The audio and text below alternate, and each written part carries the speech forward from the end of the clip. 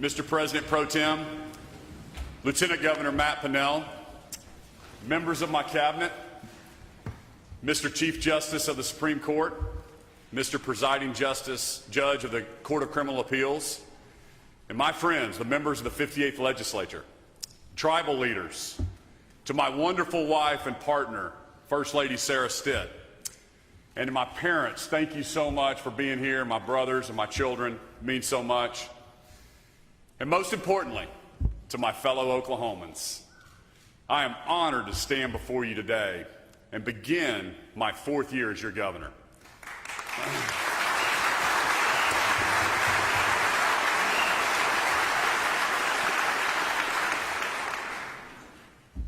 It has been a great privilege to lead our state. I am thankful to the citizens of Oklahoma and my Heavenly Father for giving me this opportunity. Mr. Speaker, Mr. Pro Tem, members of the House and Senate, last year we showed Oklahomans what's possible when we work together. We cut taxes for every single Oklahoman. We made record investments in education and gave parents more choices. We grew our economy, we modernized our government, and we stood up to defend the rights of Oklahomans, including protecting the lives of unborn children.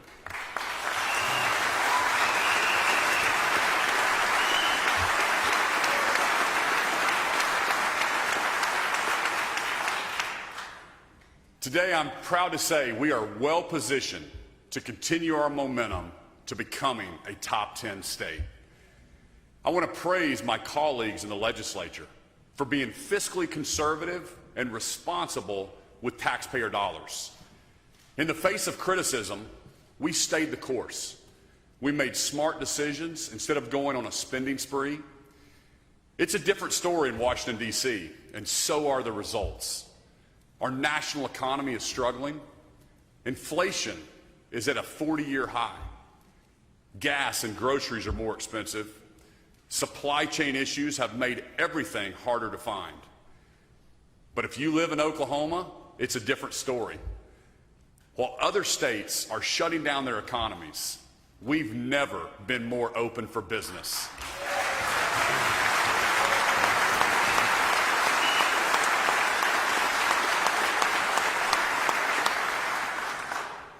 In fact, 40,000 more Oklahomans have jobs today compared to when I took office.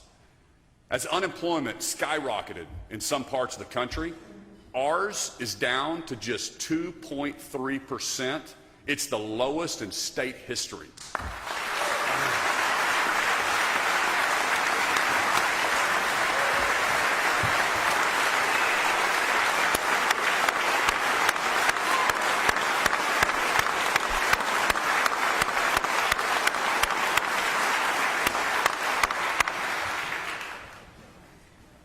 Across the country, a huge number of Americans are moving to states that value freedom and trust their citizens to make choices for themselves. There has never been a bigger difference between a red state and a blue state. Freedom-loving Americans cannot escape liberal lockdown states fast enough. Since April of 2020, more than 27,000 of them have moved to Oklahoma. That includes Jonathan and Erica, who moved here from Seattle because they believe in freedom and personal responsibility. Can you imagine leaving a place like Norman, Oklahoma for Southern California? I mean, who would do that? You'll get that in a minute.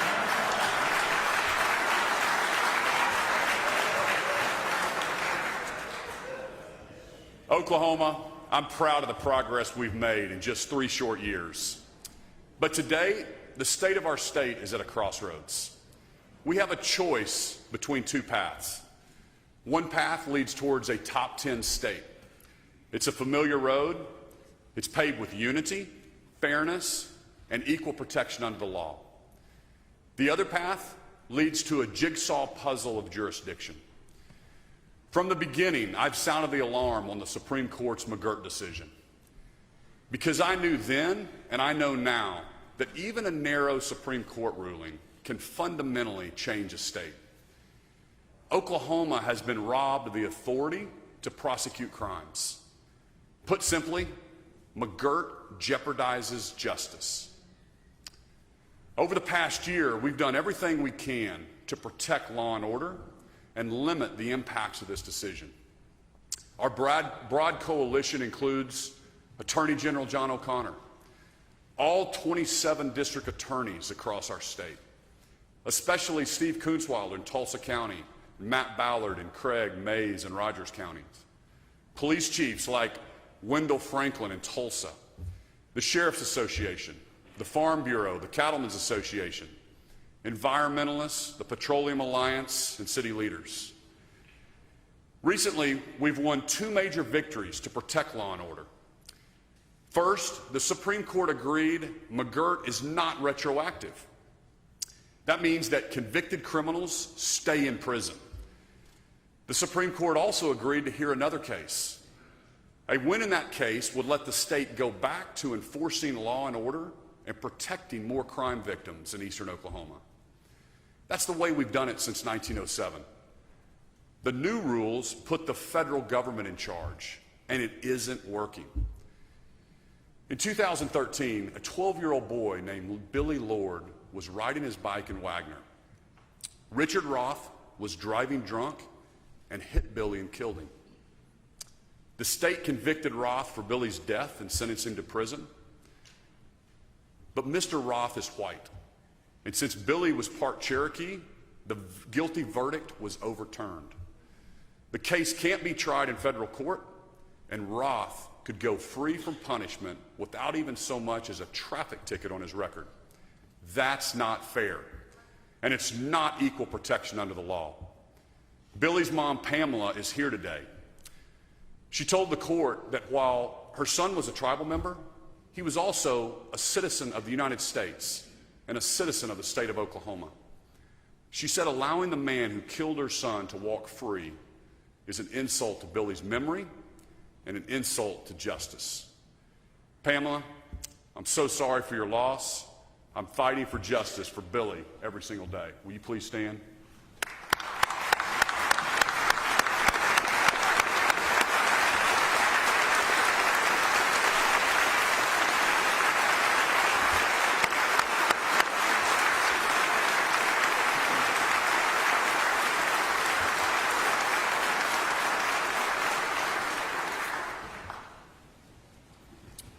Surely, we can all agree that no crime should go unpunished. Billy deserves justice. All victims deserve justice. Oklahoma, here's the deal. This isn't about winning and losing. This isn't personal. It's not Kevin Stitt versus the tribes. Instead, it's about certainty. It's about law and order. It's about fairness, equal protection under the law, and one set of rules. We're all Oklahomans. Let's work together to solve this. With that, let me turn over to our legislative agenda for this session. We start this year with an incredible opportunity. Oklahomans have elected the largest supermajority in state history. We have a very clear mandate to enact conservative policies that protect liberty and defend against the Biden administration's federal overreach.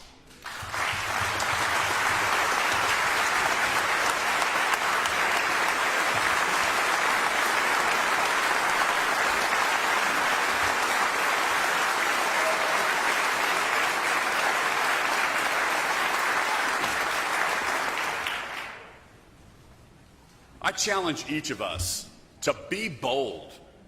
Let's capitalize on the opportunity we have, and let's make Oklahoma a top 10 state. To reach our destination, we need a map to stay on course. Our roadmap to top 10 has 4 checkpoints. Number 1, driving hope for all Oklahomans. Number 2, protecting Oklahomans in our way of life.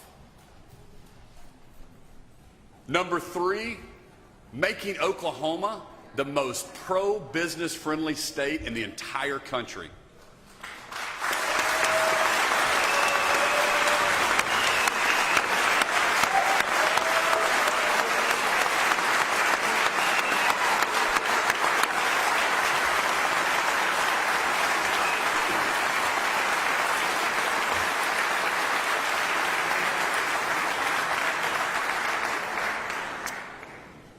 And number 4, delivering taxpayers more for their money.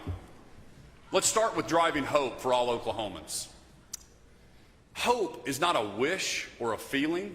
It's a proven science that can be measured and applied. More than 2,000 studies have shown that hope is the greatest predictor of success. That applies to education, work, health, mental health, social relationships, family, and trauma recovery. Hope impacts everything that matters to us. I want to take a moment to recognize the First Lady, my wife, Sarah Stitt. She created the Sarah Stitt Hope Foundation to bring the science of hope to communities across Oklahoma. And over the next 2 years, we'll be training every single state employee on how to apply the science of hope to their agencies. Sarah, on behalf of all 4 million Oklahomans, thank you so much for your hard work. You stand up.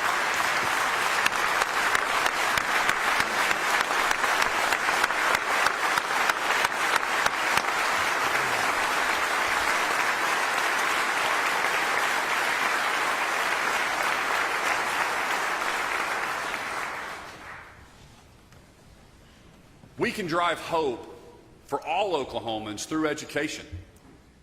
Throughout my time as governor, I've committed to putting our students first. Across the country, parents are waking up to the learning loss caused by closed classrooms. They're demanding better for their kids. I'm proud that Secretary Ryan Walters and I have been fighting to put our students first and keep our schools open longer than anyone in the country.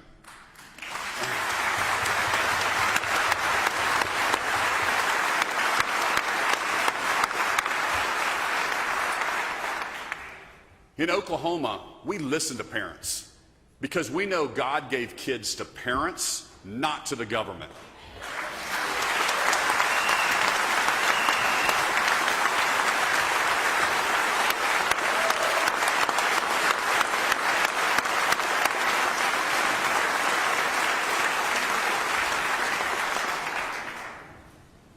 We expanded the Equal Opportunity Scholarship to provide more choices for low and middle income families.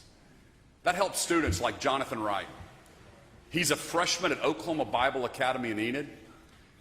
When Jonathan was 3 years old, he was adopted out of foster care by a single mom named Lisa. Jonathan has used the Opportunity Scholarship to go to Oklahoma Bible for 4 years. His mom said that the mentors and positive role models at his school have transformed his life. Jonathan and Lisa are here today. Would you please stand up and be recognized?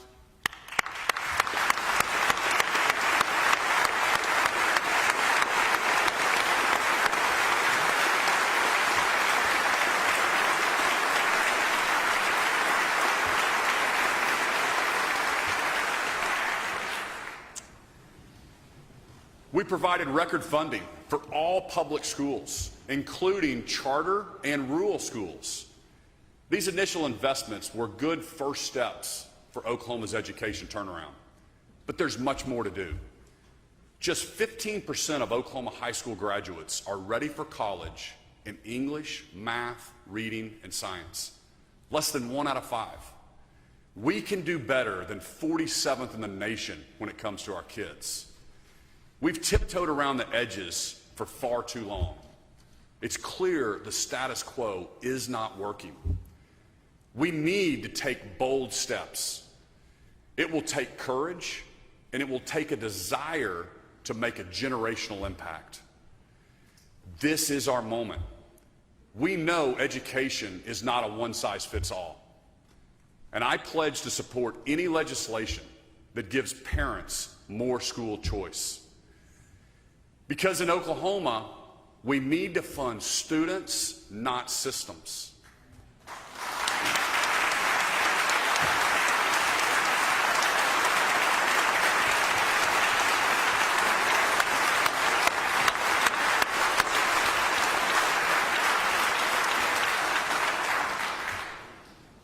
Pro Tem Treat filed a bill called the Oklahoma Empowerment Act. It makes sure that money follows the student. and it would make us a national leader in school choice. Let me be clear. Oklahoma has a lot of great schools, but the results don't lie. We need new ideas, we need more options, and we need higher standards for our kids. This is just common sense. We have a duty to make sure nothing stands in the way of an Oklahoma student achieving their full potential. And there are roadblocks, literally.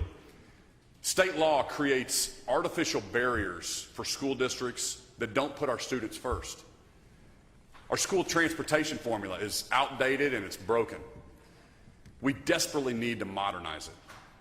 Another roadblock in our current systems keeps some of the best teachers out of the classroom. Right now, some talented teachers choose to leave the classroom to make more money as an administrator. Oklahoma students can't be the best without the best teachers. That's why I'm proposing matching funds so that our best teachers can make six-figure salaries and stay in the classroom. It's the right thing to do for our teachers and for our kids.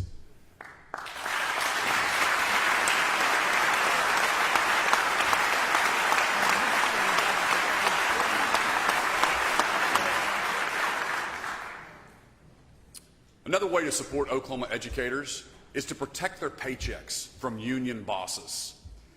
The same unions that have pushed critical race theory and school closures intimidate new teachers into handing over part of their salaries. Liberal unions want to keep a stranglehold on their cut of teacher pay. Enough is enough. Every other profession lets you opt in to health insurance and other benefits at work every single year. Unions should be opt-in, not opt-out. The second checkpoint on our road to top 10 is protecting Oklahomans and our way of life. As elected officials, this is one of our most important duties. We can't do that if we don't focus on securing fairness and safety in the medical marijuana industry. To the citizens of rural Oklahoma, I hear you. This is causing major problems in our communities, and we must get it under control.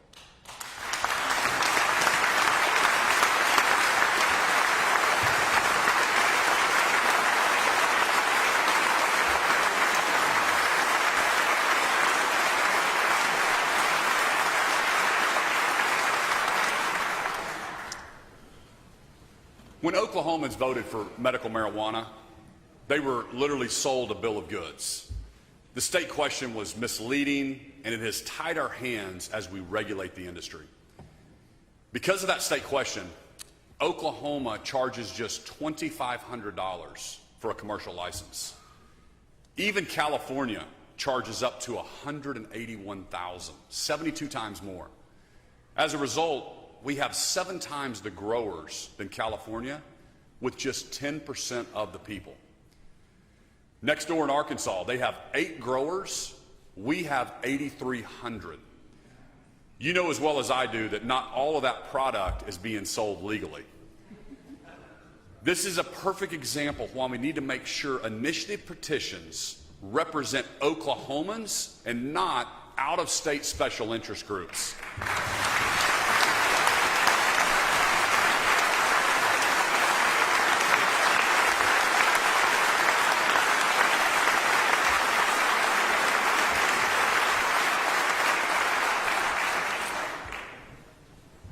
Oklahomans deserve to know the details before voting to change our Constitution. While we can't change the past, we can learn from it and improve our future. We are getting the right leaders in place and untying their hands to enforce the laws. I've directed our law enforcement to crack down hard on the black market. Agents have been in the field making arrests. Let me be clear. Drug cartels, organized crime, foreign bad actors have no place in the state of Oklahoma.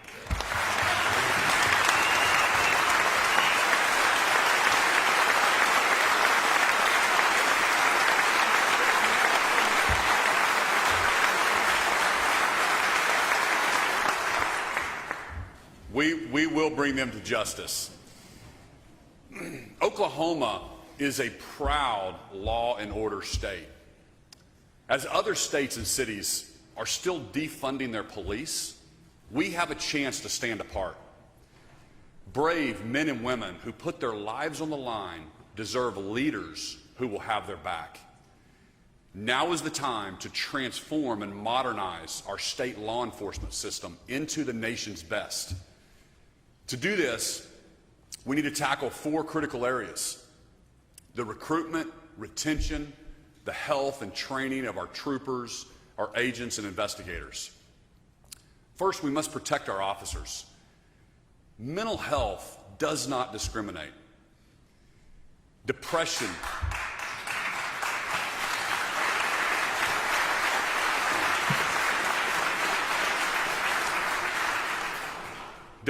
and suicide do not discriminate. It's long overdue, but this year we must prioritize the health of our officers and create the Oklahoma First Responders Wellness Division.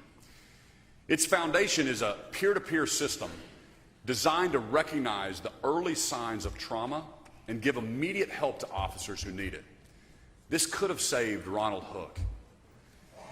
The continued trauma he experienced as an officer seemingly went unnoticed and unaddressed. After 15 years of dedicated service in law enforcement, this family man, husband, father, and friend tragically ended his life. Ron's daughter, Alicia, and his sister, Sissy and Susie, are here today.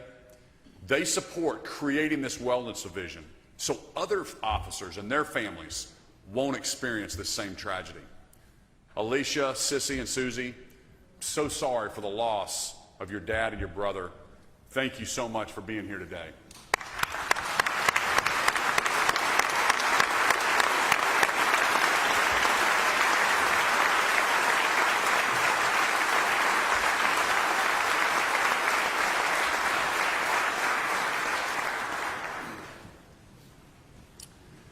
In the same way we can attract and support teachers, we need to provide law enforcement officers competitive pay.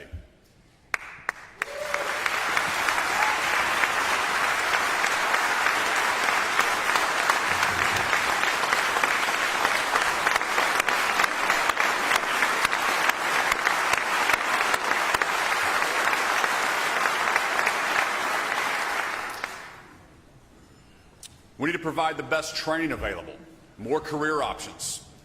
I'm requesting that we pool our resources and build a joint statewide training facility. Officers put their lives on the line every single day. The least we can do in return is provide them with the highest quality training. Our state's law enforcement also desperately needs a consolidated, unified command structure within a single department. 43 other states have this. Oklahoma needs to get it done.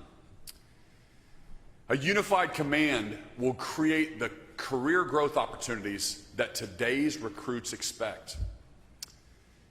I want to pause here and I want to thank each of our brave men and women in law enforcement who sacrifice each day to keep our communities safe.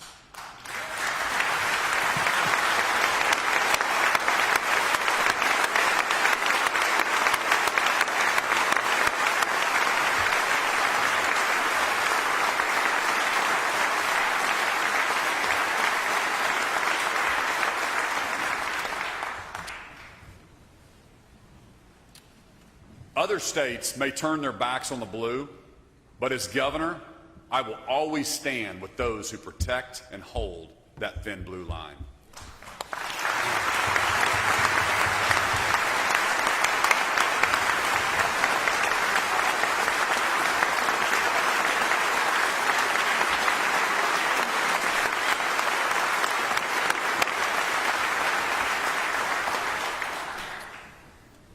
Our third top 10 checkpoint is making Oklahoma the most business-friendly state in the country. Last year's pro-business policies are already paying dividends. Canoe, an electric vehicle manufacturer, is a perfect example. Last summer, Canoe announced it will open a factory in Pryor next year and bring 2,000 jobs to Oklahoma. Canoe's CEO, Tony Aquila, said he chose Oklahoma because he wants to be where the puck is going, not where it's been. Since Canoe's initial announcement, it added a technology hub, software development, customer support and financing centers to Oklahoma. That's at least 700 more high-paying jobs to our state. Tony Aquila is here in the gallery today. Tony, thank you for believing in Oklahoma and for helping to pioneer the future of our economy. Tony, please stand up.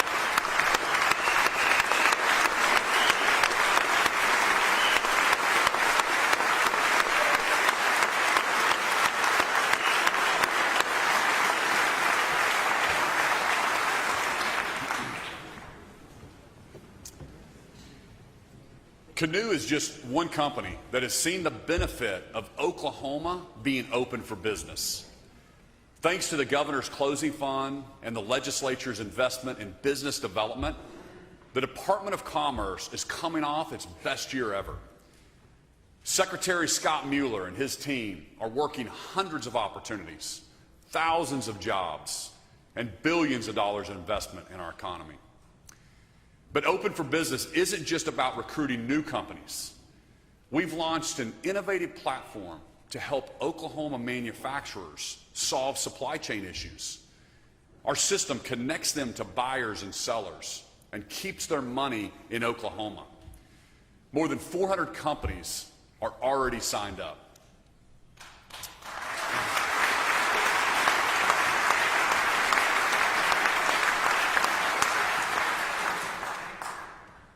We are delivering on creating jobs and growing our economy. But we are at a critical junction when it comes to our state's workforce. Across the nation and here in our state, businesses are struggling to find the employees they need. We need more nurses, more teachers, more engineers. Tinker Air Force Base is rapidly expanding. I met with the Secretary of the Air Force at the Pentagon because we expect to add 6,000 to 10,000 jobs there over the next 5 years. Our state's workforce needs to grow at the same pace as our businesses. That means we have to be bold. Our entire education system must be aligned and motivated to meet this challenge head on. Let's tear down silos between K through 12, career techs, and higher ed to train the next generation. Every student needs to be college ready or career ready.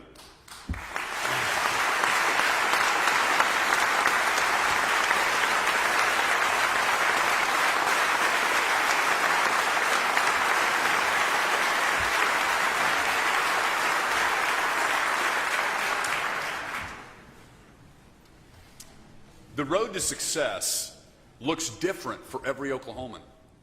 We're all made in God's image, and He has a unique plan for each of our lives. That's why we have to provide career paths to match the skills of our students with the jobs in our communities.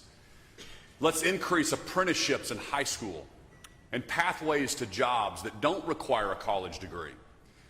Let's align and leverage our system to train every Oklahoman with the skills they need to provide for their family. In the middle of a nursing shortage, our universities can't be turning away qualified applicants like they are now. Instead, we need to reward universities for producing graduates in critical areas. Our state depends on it.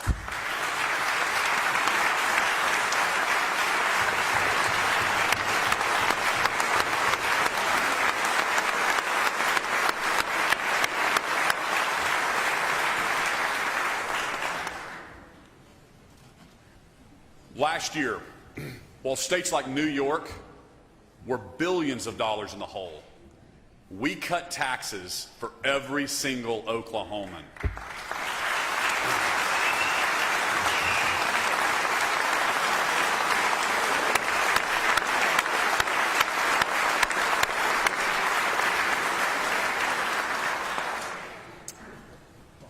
We took care of the 300,000 working families being hit the hardest by increasing the earned income tax credit.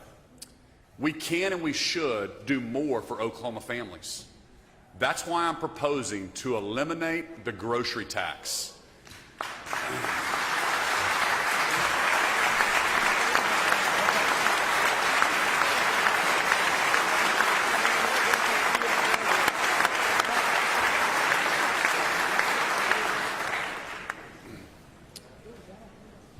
Oklahoma is just one of 13 states that taxes groceries, and ours is one of the highest. Many Oklahomans are already struggling under the weight of record inflation. Let's give them more help this year, because after all, we need more taxpayers, not more taxes.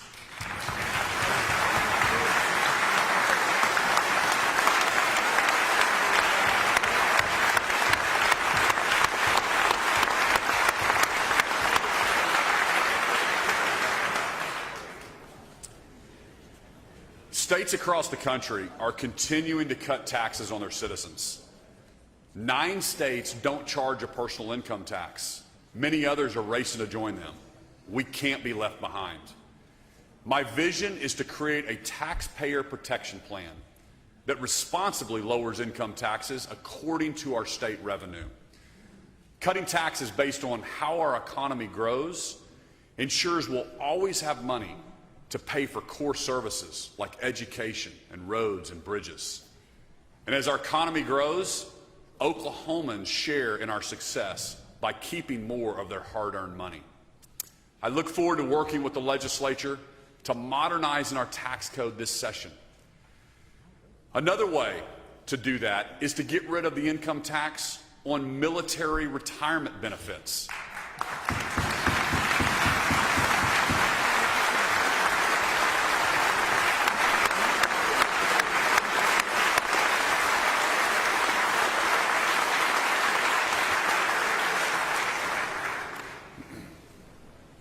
Our military installations are so important to our state, and we want to keep our retired veterans here in Oklahoma.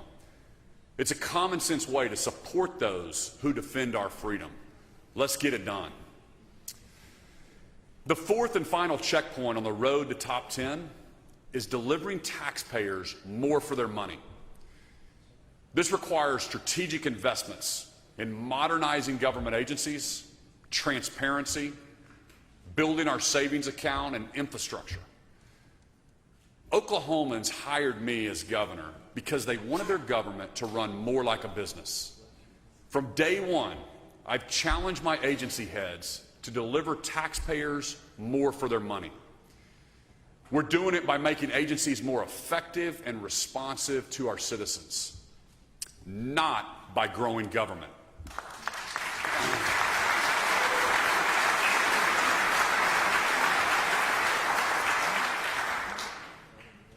We have 2,000 fewer state employees than just a few years ago, and we've invested in technology to provide better results. In May, we'll launch a unified, cutting-edge HR system for all state agencies for the first time in history. In the past year, too many Oklahomans had to wait too long to get a driver's license. Basic services that should have taken a few minutes were taking days or even months. This is unacceptable. We can't let it happen again. That's why I'm calling for the legislature to partner with me to make it easier than ever for Oklahomans to interact with state government. Let's start with driver's licenses and vehicle registration, because that's something we can all agree needs to be fixed.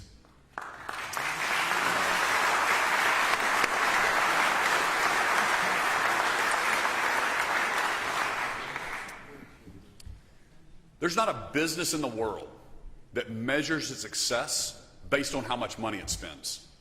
Government should be no different. I want to thank this legislature for its commitment to transparency, especially in education. Last year, I worked with 22 state lawmakers to request the first ever comprehensive audit of the Oklahoma State Department of Education.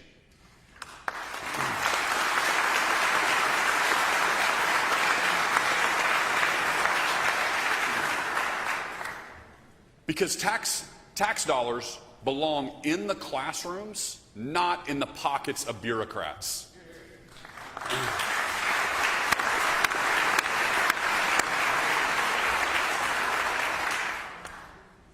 There are no rubber stamps and blank checks on my watch. That's why we're launching a new budgeting process for our agencies. It's called Transparent Oklahoma Performance. You can track our progress online at top.ok.gov. And I will keep shining a light to protect taxpayers and hold our government accountable. I also want to applaud the legislature for prioritizing savings over spending. Today, we have the largest savings account in our state's history with over $2 billion.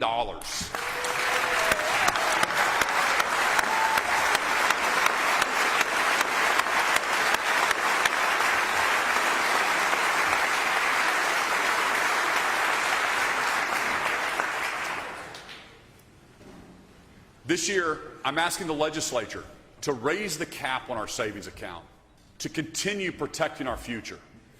This would give us financial security and the ability to make strategic investments like never in our state's history. One of the ways we can make a generational impact is by investing in infrastructure. Secretary of Transportation Tim Gatz has taken this challenge head on. Across the state, we're improving pavement and safety on urban and rural highways. We've made it to top 10 in bridges. A major project at 235 and 44 is almost complete.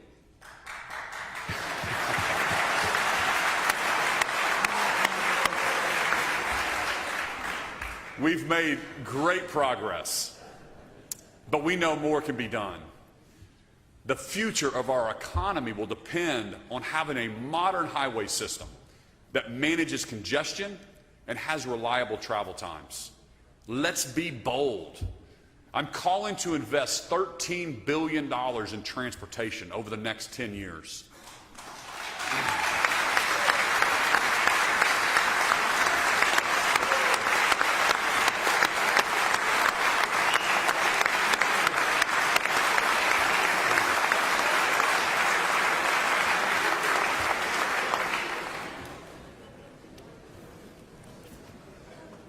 This will close the loops around Oklahoma City and Tulsa. We'll widen the Turner to 6 lanes the entire way. We'll expand the Will Rogers in northeast Oklahoma and parts of the Kilpatrick in Oklahoma City. We're also adding more access points for communities all along our system. This will make travel easier and lead to more economic development all across the state. The Kickapoo Turnpike has been open east of Oklahoma City for a year now. It's created an economic explosion for the city of Hera. In the last year, more than 2,200 new homes have started construction. Hera's first hotel opened in November, and the city estimates its population will almost double in 3 to 4 years. We have an opportunity to bring that kind of growth to more cities all across our state. We'll announce more details, including drone corridors and emerging mobility later this month. This is our moment to make Oklahoma transportation system the very best in the entire country.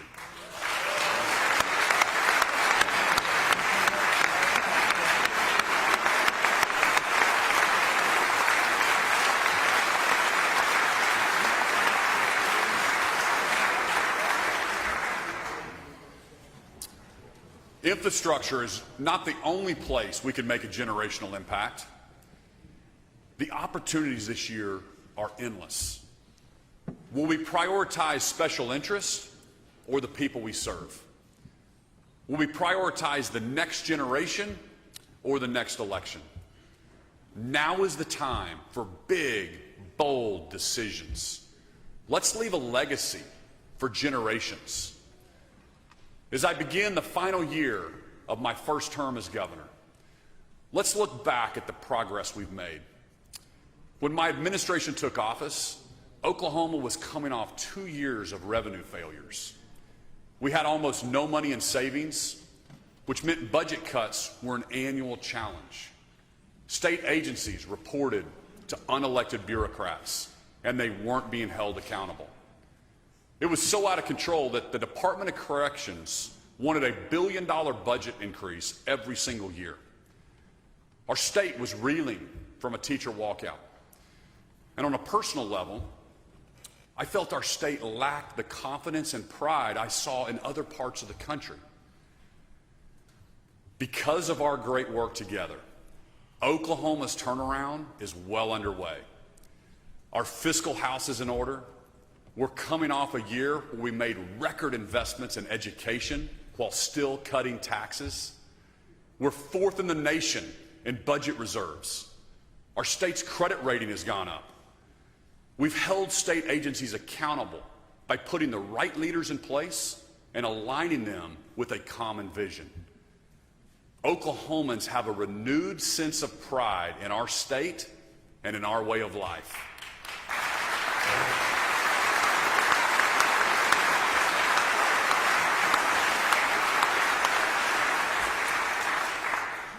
Thousands of people across the country have said, sign me up. They're moving here to be part of the turnaround that's happening in our state. But to get to top 10, we can't be satisfied with the status quo. Jim Collins wrote in his book, Good to Great, good is the enemy of great. Will Rogers put it another way. The road to success is dotted with many tempting parking spaces. Oklahoma has all the bones and the capabilities to be the greatest state in the nation. And we've come too far to settle for anything less than our best. We must never lose sight of the fact that Oklahomans elected us as leaders. They sent us here to protect their rights and to make sure everyone in our state has equal opportunity to succeed. Just because your life is great, or your business is thriving, or your school is fine, doesn't mean we don't have an obligation to make sure everyone has that same chance. We're all here because we have a higher calling to do what's right, not what's easy. I truly believe Oklahoma can be and will be a top 10 state. Let's work together. Let's get it done. I'm so proud to be an American, but I thank God every day that I'm an Oklahoman. God bless you.